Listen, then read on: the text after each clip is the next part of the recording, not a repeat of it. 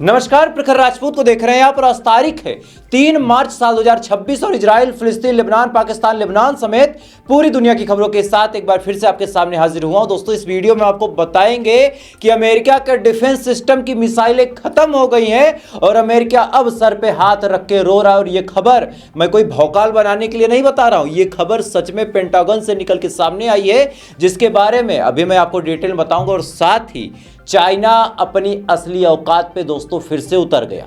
जिस चाइना के साथ ईरान दोस्ती की कस्में खाता था, वही चाइना अपनी औकात पे आ गया और ईरान को बड़ा झटका चाइना ने दिया है। और कौन सा झटका दिया है इसके बारे में हम आपको डिटेल बताएंगे। और साथ ही इस समय तेहरान के ऊपर इतना बड़ा हमला इजराइल कर रहा है और इस हमले के पीछे क्या कहानी अब निकल के सामने आ रही वो भी आपको बताएंगे। और साथ ही दोस्तों, इस वीडियो में आपको यह भी बताएंगे कि क्या ईरान ने न्यूक्लियर टेस्ट कर लिया है, क्या ईरान ने परमाणु बम बना लिया। क्योंकि कुछ ऐसी खबरें निकल के सामने आ रही कि ईरान के अंदर भूकंप जैसी स्थिति है। और ऐसा क्यों है, क्या इसके पीछे हो जाए, इसके बारे में भी हम आपको डिटेल बताएंगे। और साथ ही इस समय ईरान के जो डिफेंस सिस्टम है वो कैसे इजराइल के ड्रोन को मार के गिरा रहे हैं, ये भी आपको डिटेल बताएंगे। यानी यकीन मानिए दोस्तों, आज की जो खबर है बहुत ज्यादा अहम है, बहुत ज्यादा इंपॉर्टेंट है। इस वजह से वीडियो को लास्ट तक जरूर देखिएगा।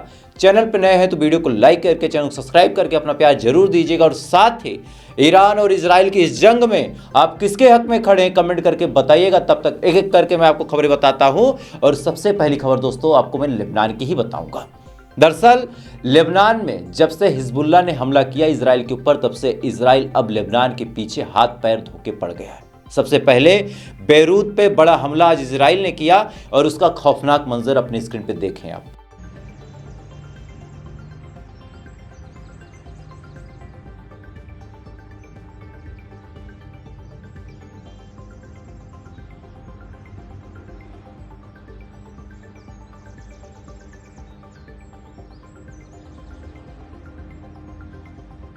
इस वीडियो में दोस्तों आप साफ तौर पे देख सकते हैं कि लेबनान की राजधानी बेरूत पे जानबूझ के इजराइल ने हमला किया। चूंकि हिजबुल्लाह के ठिकाने तो कहीं और हैं, लेकिन लेबनान की हुकूमत को डराने के लिए, लेबनान की हुकूमत को घुटनों पे लाने के लिए जानबूझ के इजराइल ने बेरूत पे हमला किया और हमला करके बेरूत को दहला दिया। और साथ ही अब रिपोर्ट निकल के सामने आ रही है कि IDF यानी इजरायली डिफेंस फोर्स लेबनान के अंदर दाखिल होगी। यानी एक तरह से जो प्लान इन्होंने गाजा के साथ बनाया था, सेम तरीके का प्लान अब ये लेबनान के साथ बना रहे हो। लेबनान को भी कब्जा करने के लिए अब इनकी आर्मी आगे बढ़ती चली जा रही है। अब कई सारे लोग यहाँ पे कहेंगे कि हमला हिजबुल्लाह ने शुरू किया था, तो भाई जिसको ईरान ने पाला पोसा, इतना बड़ा किया, मजबूत बनाया, आज वो लड़ने लायक है, तो क्या वो ईरान के लिए नहीं लड़ेगा? ऑब्वियस सी बात है लड़ेगा। और जंग में सब कुछ जायज है।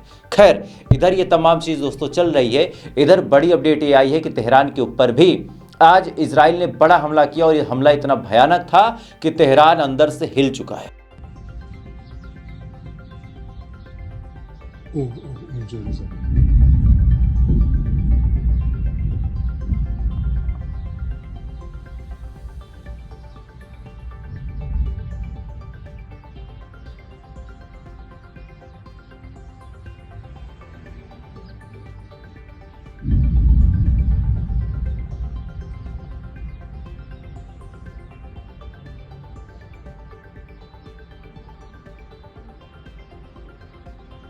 इस वीडियो में दोस्तों आप साफ तौर पे देख सकते हैं कि कितना बड़ा विस्फोट तेहरान के अंदर देखने को मिला है। लेकिन अगर तेहरान के अंदर इतना बड़ा विस्फोट हुआ है और ईरान खामोश है, तो क्या वजह है? तो वजह अब मैं आपको बताता हूं और वो हेडलाइन जिसकी वजह से आपने ये वीडियो ओपन किया वो भी आपको समझा देता हूं। दरअसल आज साउदर्न ईरान में यानी ईरान के दक्षिणी हिस्से में अचानक से भूकंप आ गया। मतलब ना कोई ब्लास्ट हुआ ना कुछ हुआ, बस अचानक से जो रिएक्टर हैं वहां पे भूकंप की खबरें आई। अच्छा, मैग्नीट्यूड कितना? 4.3, यानी वही मैग्नीट्यूड जो अक्सर न्यूक्लियर टेस्टिंग के दौरान आता है। यानी ऐसे मौके पे जब जंग लाजमी है, जब जंग चल रही है, ईरान के दक्षिणी इलाके में भूकंप आ गया। और भूकंप ऐसी जगह पे आया जहां पे ईरान की न्यूक्लियर फैसिलिटी भी है। और ऐसे हाल में बड़े बड़े एक्सपर्ट का कहना है कि शायद ईरान ने मजबूरी में न्यूक्लियर टेस्ट कर लिया। चूंकि आप देखिए कि खामनेई का कहना था कि हम न्यूक्लियर वेपन नहीं बनाएंगे, लेकिन अब खामनेई को जिस हिसाब से धोखे से शहीद किया गया, जिस हिसाब से खामनेई साहब को धोखे से मारा गया, क्या जरूरी है कि सारी कस्में, सारे वादे ईरान ही निभाए? क्या सारी इंसानियत का जो ठेका ले रखा है वो ईरान ही ले रखा है? क्या सारी मानवता की बात केवल ईरान ही करेगा, बाकी कोई नहीं करेगा? पहले सवाल बहुत बड़ा है और इस सवाल को हर आदमी को समझना पड़ेगा कि भाई जब सामने वाला शैतान है तो शैतान से लड़ने के लिए आपको शैतानी पना करना पड़ेगा। और जिस हिसाब से भूकंप आया है मैं गारंटी तो नहीं ले सकता और ना ही मैं कोई फेक न्यूज, कोई प्रोपेगेंडा यहाँ पे फैलाऊंगा कि आपके सामने कह दूं कि मैं कंफर्म हूं न्यूक्लियर टेस्ट किया। लेकिन हाँ, एक बड़ा तबका, जो जर्नलिस्टों का एक बड़ा तबका है, वो ये दावा कर रहा है कि शायद ईरान के अंदर न्यूक्लियर एक्सप्लोजन हुआ है। जानबूझ के ईरान ने अपने आप को मजबूत करने के लिए न्यूक्लियर बम फोड़ा है और न्यूक्लियर टेस्टिंग की है। अब ये खबर कितनी सही है, कितनी गलत है, ये तो आने वाले कुछ दिनों में ही क्लियर होगा। लेकिन जिस हिसाब से ईरान बौखलाया है, जिस हिसाब से ईरान पगलाया और जिस हिसाब से ईरान मार रहा है, ये कयास लगाना गलत नहीं होगा कि ईरान न्यूक्लियर बम बना सकता है। खैर दोस्तों, इधर अब आपको ईरान के डिफेंस की ताकत बताता हूं। आज कई सारे ड्रोन इजराइल ने दागे, चूंकि अब मिसाइलें इजराइल की खत्म हो चुकी हैं और इसके बारे में भी आपको मैं डिटेल में और बताऊंगा। लेकिन अभी के लिए आप इतना जानिए कि इजराइल की जो मिसाइलें हैं वो खत्म हो चुकी हैं। इस वजह से अब इजराइल ड्रोन पे आ गया है। ड्रोन उसने छोड़े, लेकिन ताज्जुब की बात यह है कि तेहरान के अंदर पता नहीं कौन सा डिफेंस सिस्टम इस समय लगा है कि उसने मार गिराया ड्रोन को और उसका वीडियो निकल के सामने। और मैं चाहूंगा कि वो एक्सक्लूसिव वीडियो आप अपनी स्क्रीन पे देखें।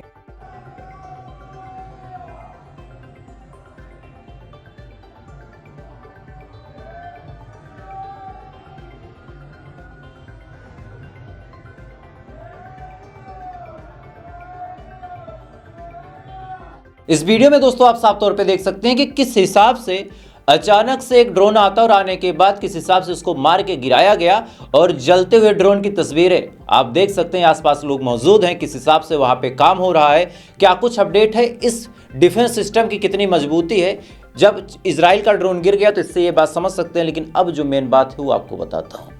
मेन बात ये है कि अमेरिका ने जिस जंग की शुरुआत की थी ये सोच के कि जंग ज़्यादा लंबी नहीं चलेगी, अब वही सेम चीज़ अमेरिका के ऊपर भारी पड़ती चली जा रही। क्योंकि इसके पीछे वजह यह है कि ईरान अकेला है और अकेला होने की वजह से उसके पास एडवांटेज ये है कि उसके जो डिफेंस सिस्टम है, उसका जो अपना सिस्टम है, वो अपनी ही हिफाजत में लगा है। लेकिन आप सोच के देखिए कि अमेरिका को अगर हिफाजत करनी है तो कम से कम 10 देशों की करनी। यानी अगर ईरान के पास 100 डिफेंस सिस्टम है तो अमेरिका के पास 1000 होने चाहिए, तभी 100 बांट के बाकी देशों में ये 100 के बराबरी पे आएगा 10 देशों में। मतलब आप समझ रहे हैं कि जैसे एक देश में 100 है और उसके मुकाबले 10 देश हैं और हर देश में अगर 100 होना चाहिए तो टोटल जो देने वाले हैं उसके पास 1000 होने चाहिए, तभी तो वो बच पाएगा।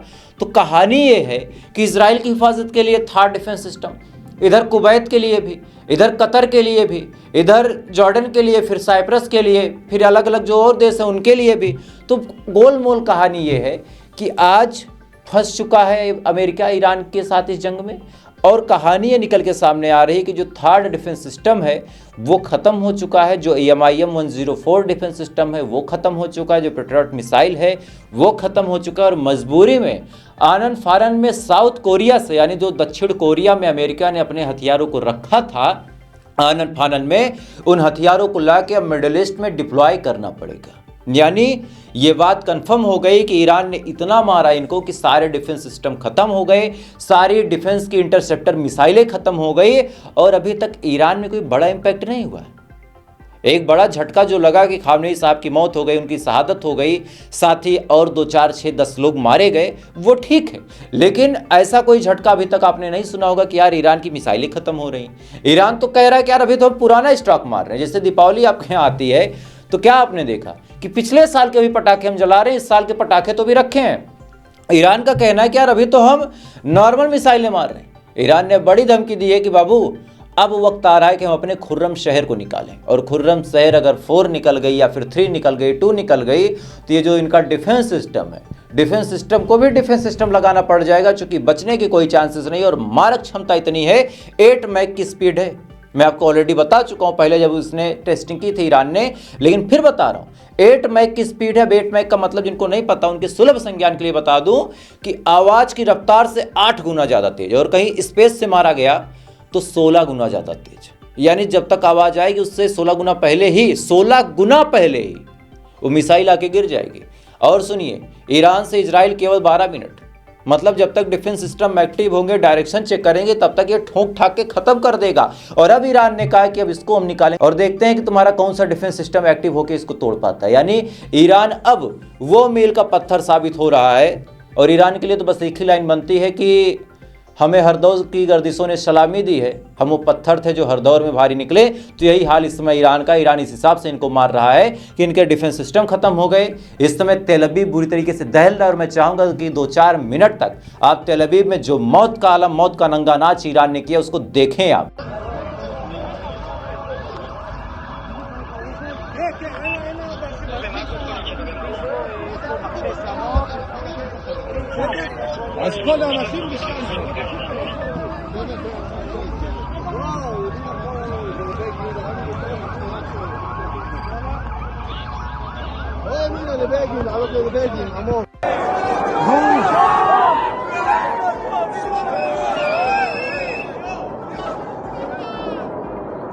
Oh my God!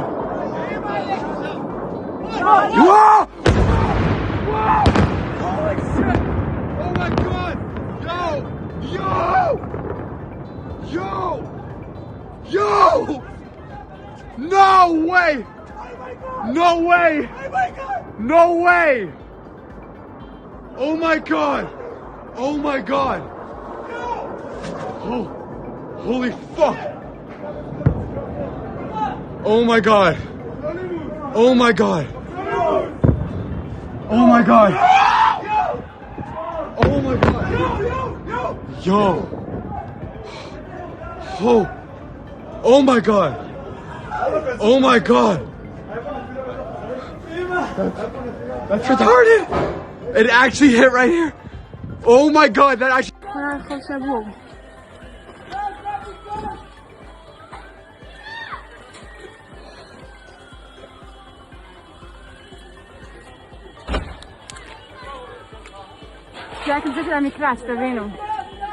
इसके अलावा दोस्तों बहरीन से बड़ी अपडेट निकल के सामने आ रही कि बहरीन की जो पुलिस है, बहरीन की जो चाटुकार पुलिस है, जो चाटुकार सरकार है, बहरीन के लोगों को मार रही। क्योंकि बहरीन के लोगों ने प्रोटेस्ट करना शुरू किया इजराइल और अमेरिका के खिलाफ कि तुमने ईरान पे हमला क्यों किया। इसके बाद इनकी पुलिस स्मोक ग्रेनेड फेंकती है अपने ही लोगों पे और मैं चाहूंगा कि उसका एक्सक्लूसिव वीडियो अपनी स्क्रीन पे देखें आप।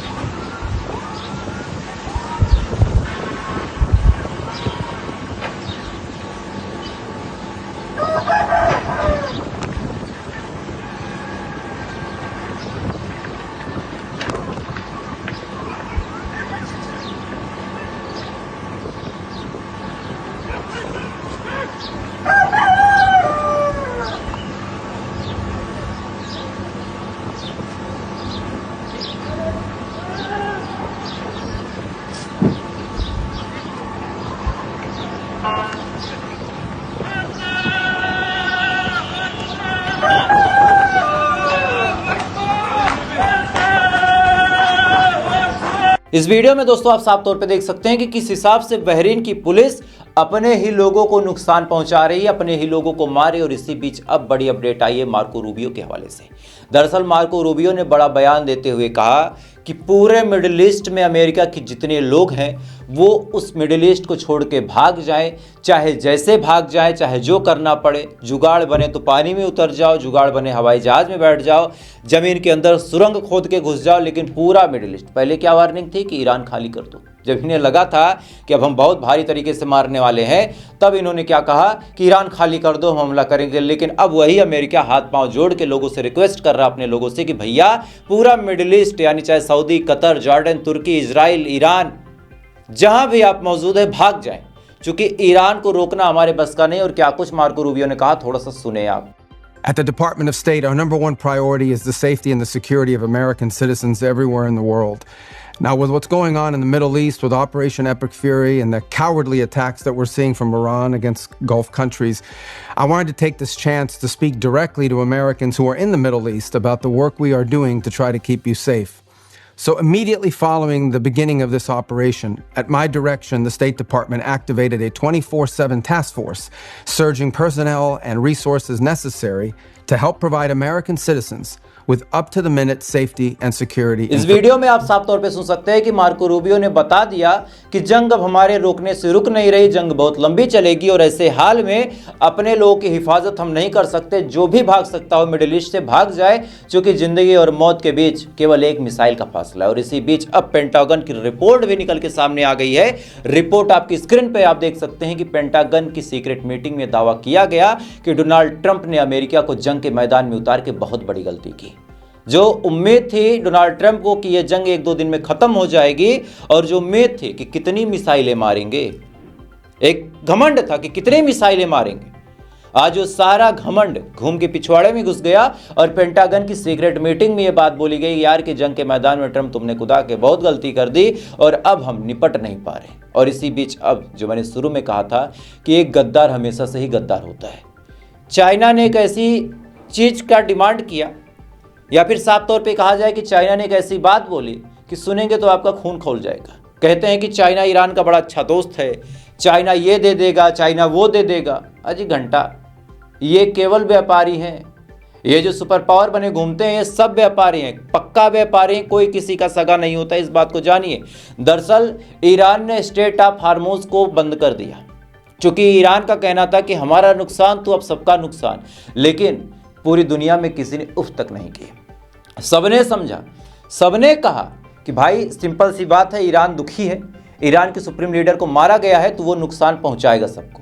सबने एक्सेप्ट कर लिया, लेकिन चाइना ने प्रेशर बनाना शुरू कर दिया ईरान के ऊपर कि नहीं, स्ट्रेट ऑफ हार्मोज ओपन करो, हमें तेल लेने दो, हम अपने बिजनेस में कोई समझौता नहीं करेंगे। और यहां आप उम्मीद लगा के बैठे थे कि चाइना अपनी नेवी भेज देगा। मैं तब से कह रहा था, शुरू से चीख रहा था कि रशिया तो एक बार को आ सकता है।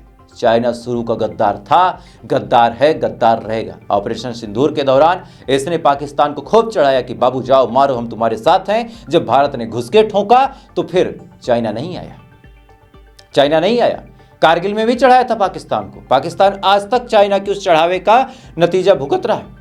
नहीं तो पाकिस्तान को क्या गरज पड़ी थी कि भारत के साथ जंग में आता, लेकिन चाइना ने उकसाया, भारत ने जवाब दिया। सेम हाल है, ईरान को उकसाया, जंग के मैदान में कुदाया, चाइना कहां है? नहीं है। और इधर चाइना के खिलाफ एक छोटा सा एक्शन क्या लिया, और चाइना के क्या, पूरी दुनिया के खिलाफ ईरान ने लिया था, लेकिन पूरी दुनिया में किसी ने डिमांड नहीं की, केवल और केवल चाइना ने की कि नहीं भैया स्ट्रेट ऑफ हार्मोज खोल दो, उसमें हमारा तेल फंसा। और इनसे आप उम्मीदें रखते हैं, इन च्यूम्यूं से, कि ईरान की मदद करेंगे? नहीं करेंगे। ईरान आज खुद मजबूत है, इस वजह से वो लड़ रहा है, अदरवाइज ईरान को ऐसे देश बेच लेते हैं। खैर, तो फिलहाल अभी के लिए बस इतना ही। बाकी थोड़ी देर बाद कई सारी अहम खबरों के साथ एक बार फिर से आपके सामने हाजिर हो जाऊंगा। इस वजह से चैनल पे अगर आप नए हैं तो सब्सक्राइब बटन देखिए, नीचे सब्सक्राइब बटन है, उसको जरूर से दबा लें ताकि जब भी मैं वीडियो लाऊं सबसे पहले आप तक पहुंचे। बाकी थोड़ी देर बाद आपसे फिर मुलाकात होगी ऐसी खबर के साथ। तब तक आप अच्छे रहें, खुश रहें, अपना ख्याल रखें, अपने देश का ख्याल रखें। जय हिंद, ऊपर वाला आपकी हिफाजत करें।